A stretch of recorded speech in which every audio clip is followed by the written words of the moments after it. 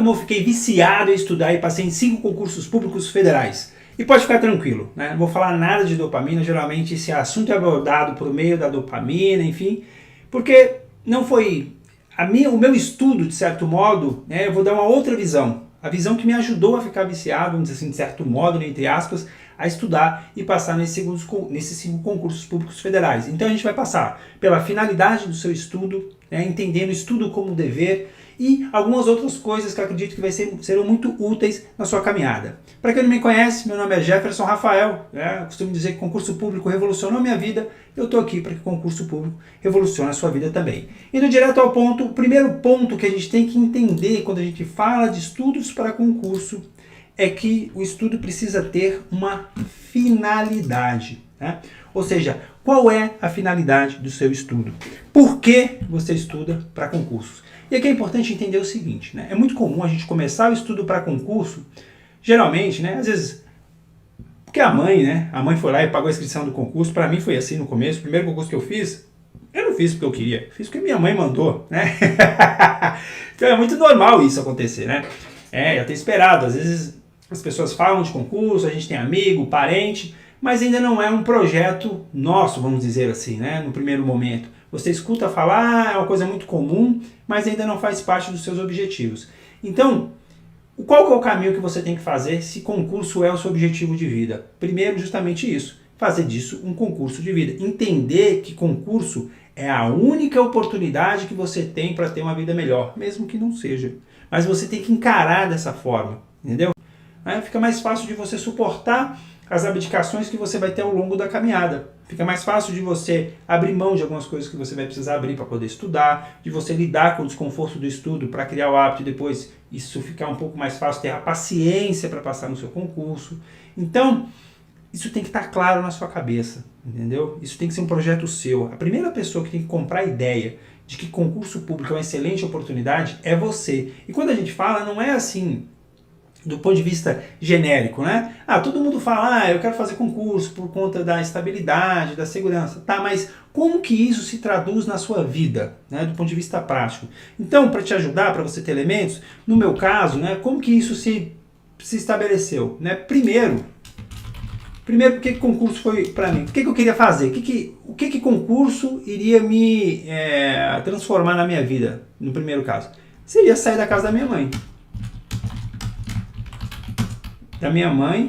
E morar em uma capital. Não sei porque eu tinha isso na cabeça, sempre quis morar em uma capital. Nessa época eu morava em Montes Claros, na casa da minha mãe, estou falando ali quando eu estava recém-formado, e morar em uma capital. Esse era o meu primeiro objetivo, né? O primeiro objetivo era esse. Então, eu ganhava, na época eu trabalhava, ganhava pouco, então eu queria ter um salário um pouco melhor e uma certa segurança, vamos dizer assim, numa capital. Então, no primeiro momento eu foquei em concursos em Belo Horizonte, pelo fato de morar em Montes Claros, talvez é um caminho um pouco natural. E aí depois, por influência de um grande amigo, né, eu costumo dizer que ele é o maior culpado por eu estar aqui hoje, o Lucas, em Brasília, eu passei a fazer concursos em Brasília. E na segunda vez que eu fiz concurso aqui em Brasília, eu fiz primeiro para o STF, depois eu fiz esse concurso da FUNASA e passei e vim para cá. A partir desse momento, a finalidade do meu estudo passou a ser outra. Já não era mais, né, já tinha conquistado aquele primeiro objetivo, né, então o primeiro objetivo conquistado. Qual que foi a finalidade? Eu tinha muito na cabeça ganhar mais de 10 mil reais. Tá? Era o que eu tinha na cabeça. Por que eu pensava nisso? Por que eu tinha isso na cabeça? Eu era pobre. A realidade era essa, né? Eu era pobre, né? Quando eu morava em Montes Claros, vim pra cá, continuei pobre, porque eu ganhava pouco pra caramba, então morava numa kitnetzinha de 27 metros quadrados, né? O salário era baixo, os padrões de Brasília, não só de Brasília. Mas aí, qual que era o meu objetivo? Cara, eu queria um salário que eu não passasse aperto. Eu sei que eu não ia ficar milionário, mas, sabe quando você pode fazer as coisas, não tem que ficar contando moedinha para fazer tudo, que eu pudesse fazer algumas viagens com a patroa, né? Na época a gente já era casado, ela já estava aqui em Brasília, a gente morava junto já. Então, eu queria ter um pouco mais de conforto, né? Vamos dizer assim, né? Ter condições de fazer as coisas, né? Na época eu tinha moto, queria ter um carro. Vida adulta, né? Quero morar num lugar maior, quero fazer umas viagens bacanas. E eu precisava ganhar mais. Então, na minha cabeça, eu falo, 10 mil reais é um salário que eu acredito que, eu acho que vai dar bancar isso, né? Acho que vai dar para dar uma vida melhor. Então esse era o meu objetivo. E aí por que é legal você ter uma meta financeira? Porque a meta financeira, eu falei sobre isso outro dia numa postagem do Instagram e acho que é legal a gente ressaltar aqui. A única coisa que o serviço público pode te dar é um salário estável, né? No sentido de todo mês você receber aquele salário. Todo primeiro dia útil do mês, no governo federal, você recebe o salário. É assim comigo desde fevereiro de 2010. Então você setar sua expectativa numa questão financeira e como isso pode repercutir na sua vida é muito mais interessante, é muito mais certo de acontecer. Eu vejo muitas vezes as pessoas pensando na finalidade do estudo e falam assim,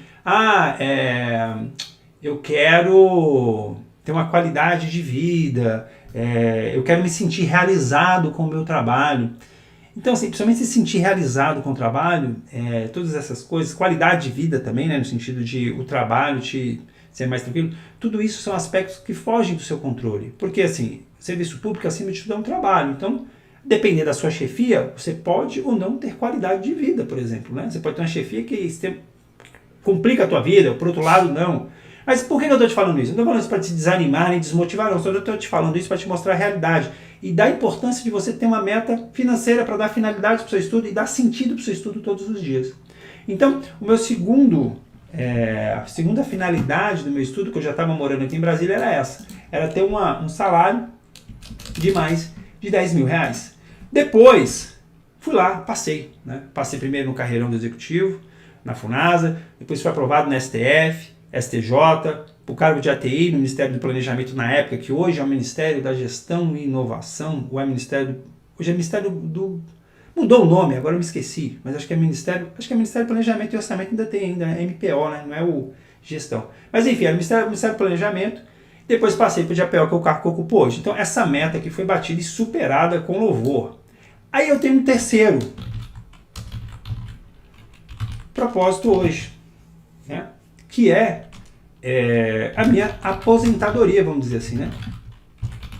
É o que eu estou fazendo aqui agora com vocês, né, de certo modo. Eu já trabalhei hoje, acabei de sair de uma mentoria individual e estou aqui com vocês agora. O Revolucionários, né? Para quem não sabe, Revolucionários é a minha mentoria, no qual eu te ajudo a encurtar o seu caminho até a aprovação, construir um caminho mais curto e rápido na sua aprovação, ajustando praticamente 4 pilares, ajustando o seu foco, sua rotina, seu método e o seu material de estudos para que você consiga passar mais rápido no seu concurso. Então, Revolucionários, hoje, é a finalidade do meu trabalho, vamos dizer assim, de certo modo. Eu tenho trabalho como servidor público, mas o meu tempo livre hoje está aqui.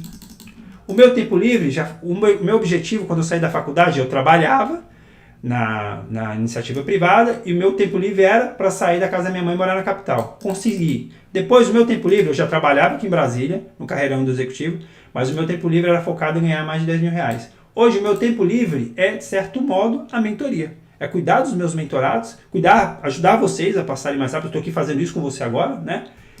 Que é, de certo modo, a minha aposentadoria, vamos dizer também, assim, né? De certo modo, a finalidade desse trabalho é isso, a finalidade financeira também, né? Afinal de contas, isso aqui não é uma ONG, né? O objetivo é te ajudar a passar e ganhar dinheiro também, né? Isso é um negócio.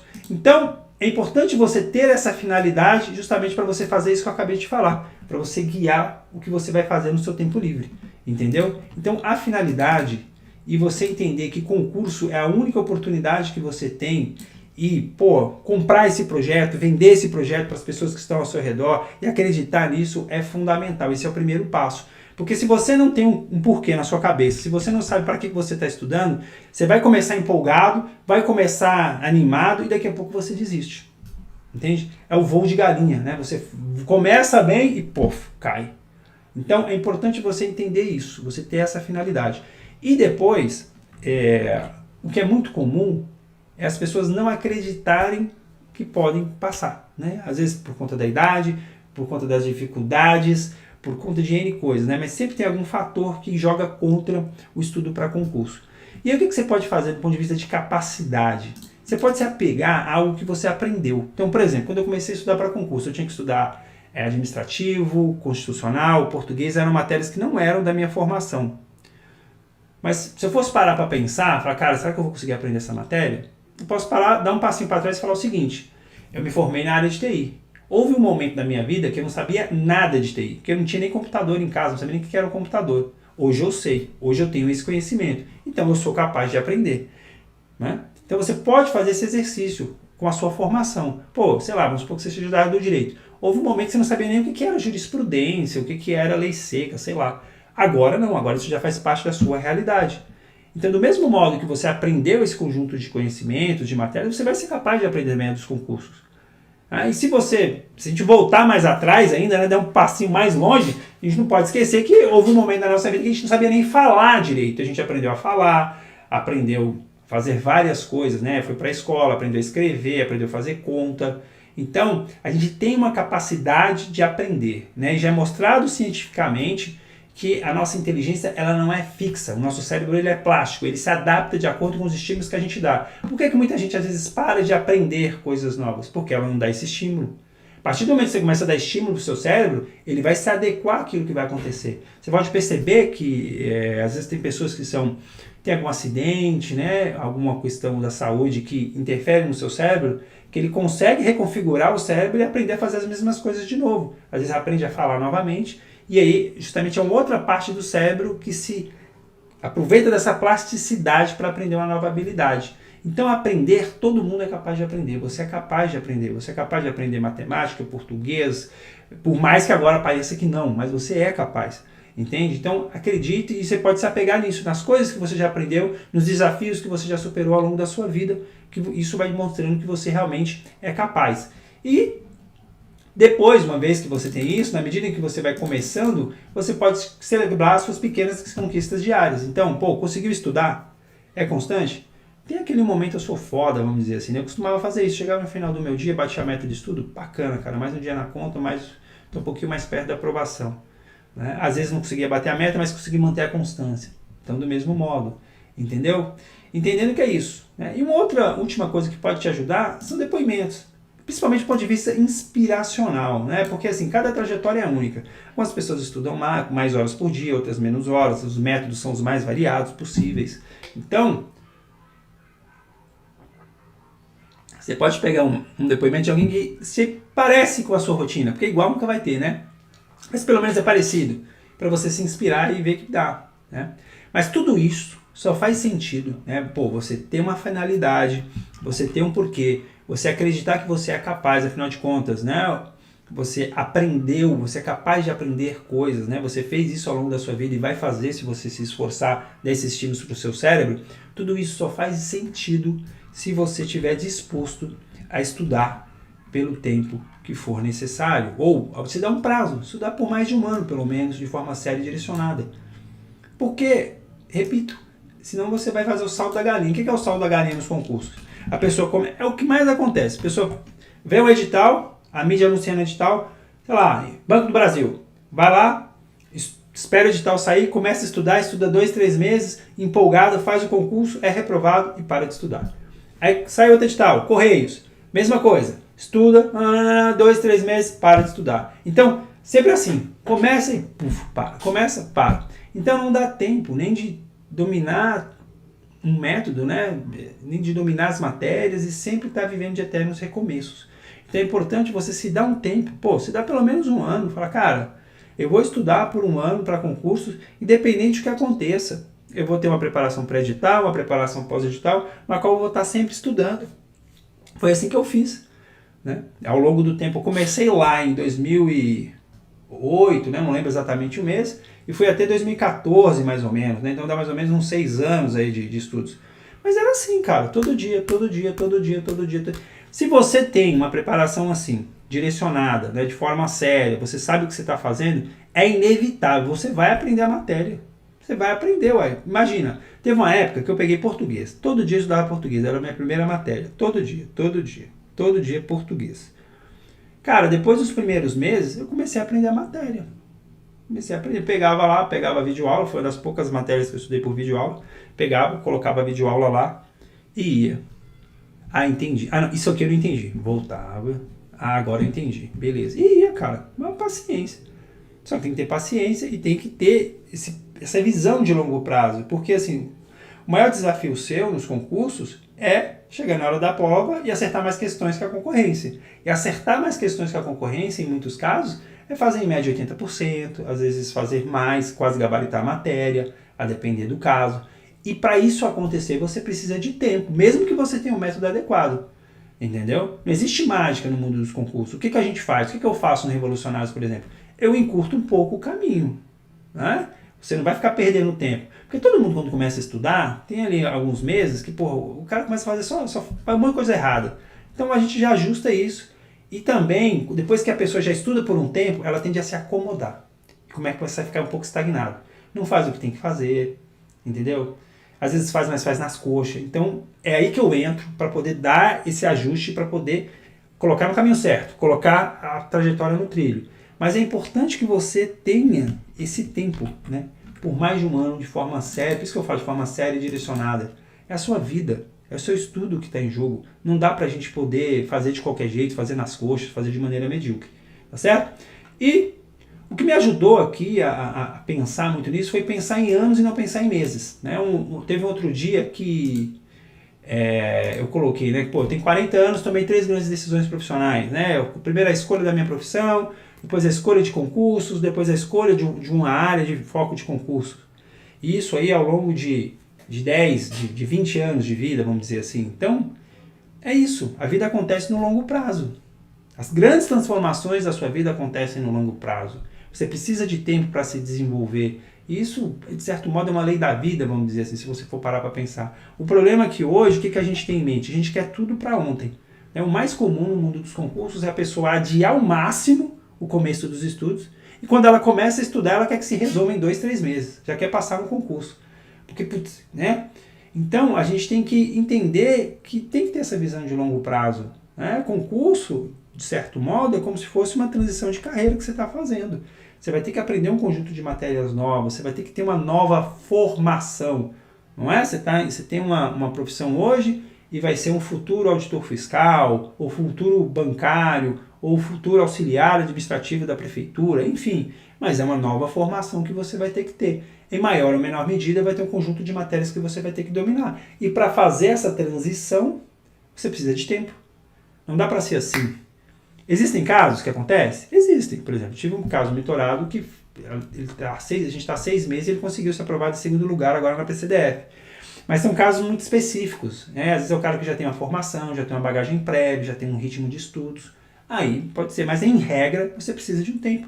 Você precisa se dar esse tempo para você conseguir analisar realmente e ver se faz sentido ou não. E para fechar esse raciocínio aqui, tem uma frase da Santa Teresa que é muito interessante, né? É justo que muito custe o que muito vale, né? Ou seja, a gente viu lá na finalidade, concurso pode transformar a sua vida, pode te dar uma vida melhor, pode te dar um salário bacana, pode te trazer uma série de benefícios para você e para sua família. Só que isso vai custar muito também.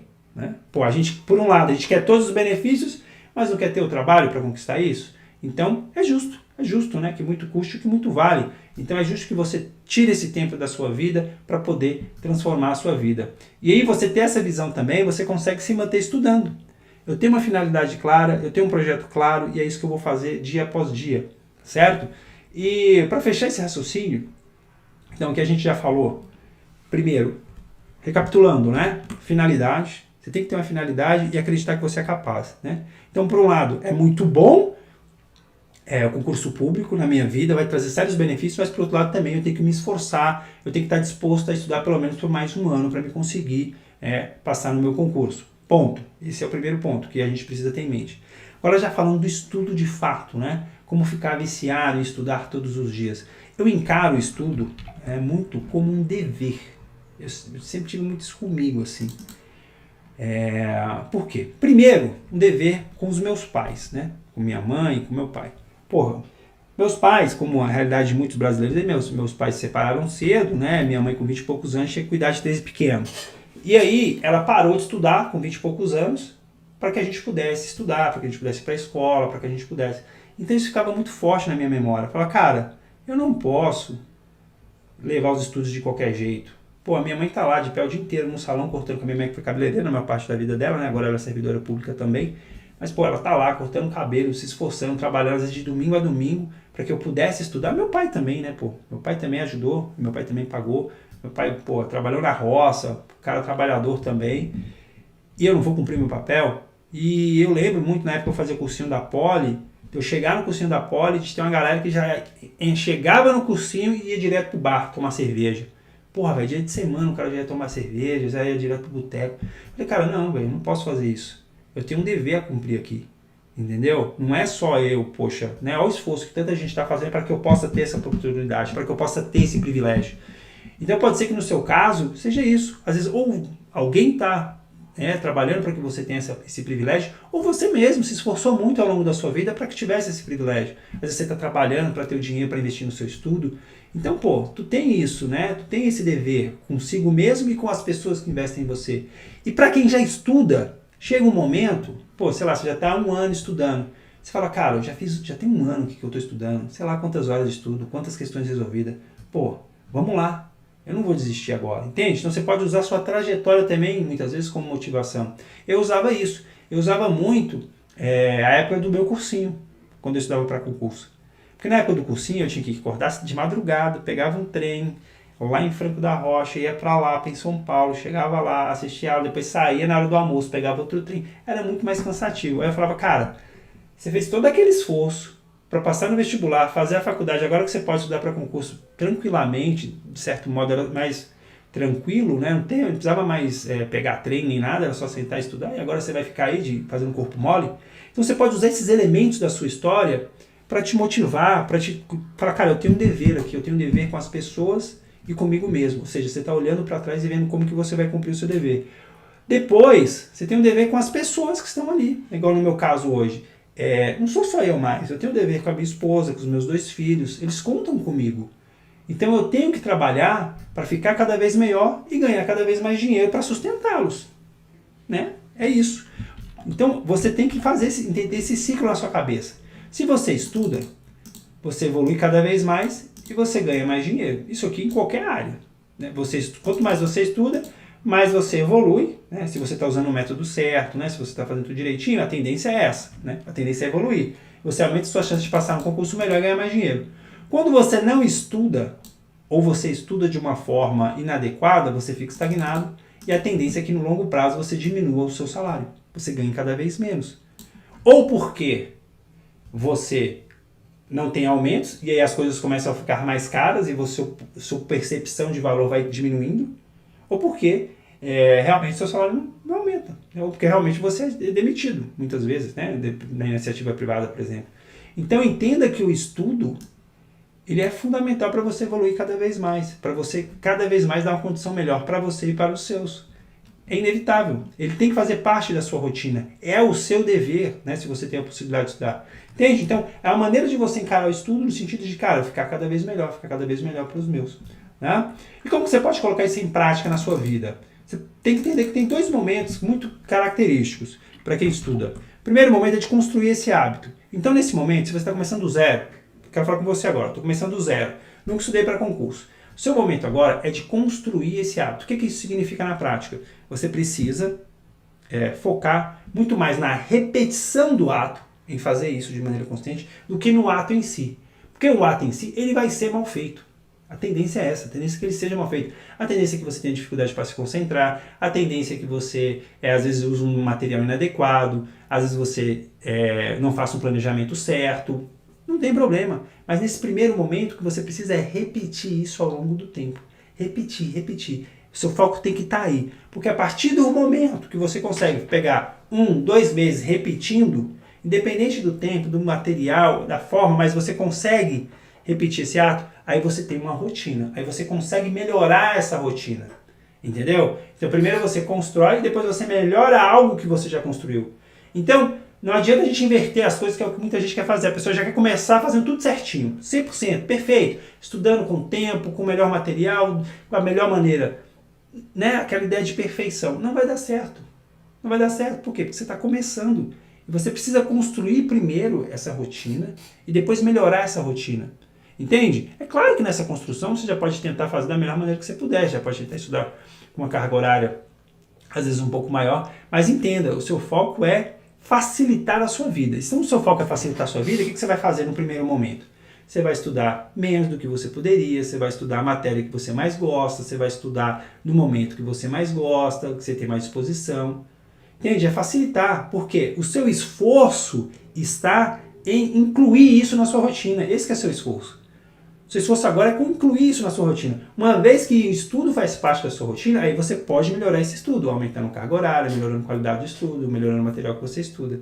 Mas vem que é outro momento. Então, primeiro, você facilita a sua vida ao máximo, para você começar a caminhar. Depois, você, entre aspas, dificulta, porque você vai evoluindo nesse estudo. É uma maneira de você colocar em prática, entendeu? Então, basicamente, essas foram as 3 etapas que eu cumpri para poder ficar viciado em estudar e passar em 5 concursos públicos federais. Basicamente, tem uma finalidade muito clara dos meus estudos, tá certo? Tá certo, tem um joinha ali agora, esqueço de tirar isso toda vez. É entender que eu tinha que estudar pelo tempo que fosse necessário e, por fim, cumprir esse dever diário. Eu tenho um dever comigo, com quem investiu, né, em mim, de certo modo, com as pessoas que me cercam ali. Porque se eu não estudo, certo? Eu vou ficar estagnado e vou acabar dependendo de alguém. Por outro lado, se eu estudo, eu evoluo e posso ajudar as pessoas a dar uma vida melhor, tanto para mim quanto para os meus. Joia? É isso. Espero que o conteúdo seja útil. Vou indicar aqui hoje um vídeo sobre rotina, que acredito que vai casar muito bem com esse vídeo, sobre como você criar uma rotina 100% personalizada para você, tá certo? E não se esqueça, estudar não é chato, é revolucionário.